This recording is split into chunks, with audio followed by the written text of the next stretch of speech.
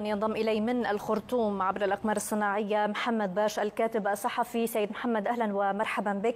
إذن كنا نتابع قبل قليل هذه الفيديوهات التي وصلتنا من الخرطوم اليوم، ويبدو أن الاشتباكات مستمرة رغم طبعا الهدنة.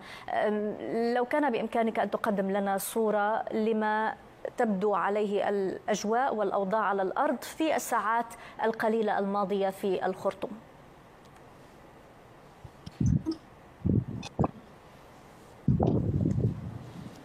مرحبا، مساء الخير.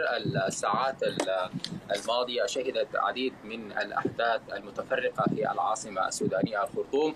منذ الليلة الماضية لم يتوقف الطيران الحربي في الأجواء السودانية أو أجواء العاصمة الخرطوم، وبالتالي لم يتوقف المضاد الطيران من قوات الدعم المسلحة. كانت هنالك عدد من الاشتباكات في عدد من المناطق، بحري، كافوري، في منطقة حول القصر الجمهوري. أيضا هنالك اشتباكات كانت في غرب أم درمان.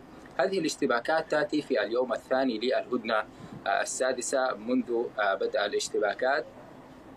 هذه الأحداث ربما تكون هي أحداث متسارعة جدا نسبة لأن بعد إعلان الهدنة مباشرة الاستمرار لهذه الاشتباكات. هذه الاشتباكات تؤثر بشكل كبير جدا على المواطنين من ناحية القلق لعدم الاطمئنان، والطائرات الحربية تحلق، وهنالك أصوات لانفجارات في مناطق مختلفة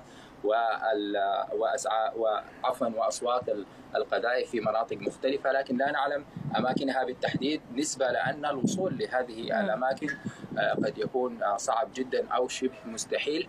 فنعتمد على إحصاء هذه الأماكن من قبل البيانات التي تصل جانب الطرفين، لأن هذه المناطق كما ذكرت لك هي مناطق عمليات ومناطق اشتباكات، لا يمكن للمواطنين أن يصلوا هذه الأماكن. نعم. قبل قليل محمد كنا نشاهد صور مباشرة من مطار الخرطوم، وكنا نرى أعمدة الدخان ترتفع من هناك. ما الوضع تحديدا في موقع المطار، ونحن نعلم يعني حساسية هذا الموقع؟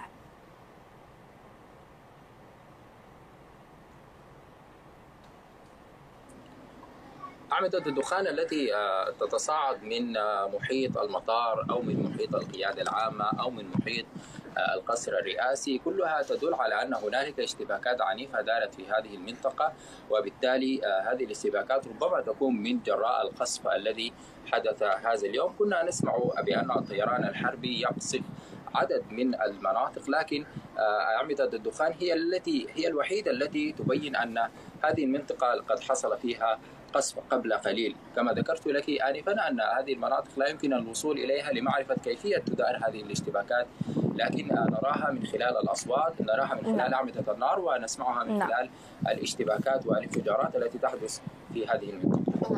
أشكرك جزيل الشكر السيد محمد باش الكاتب الصحفي، حدثتني من الخرطوم، وشكر موصول طبعا لمراسل الشرق من بورت سودان أحمد العربي، وأيضا مراسل الشرق من أسوان محمد الخولي. شكرا جزيلا لكم، وسنبقى طبعا بالمتابعة معكم خلال هذه التغطية.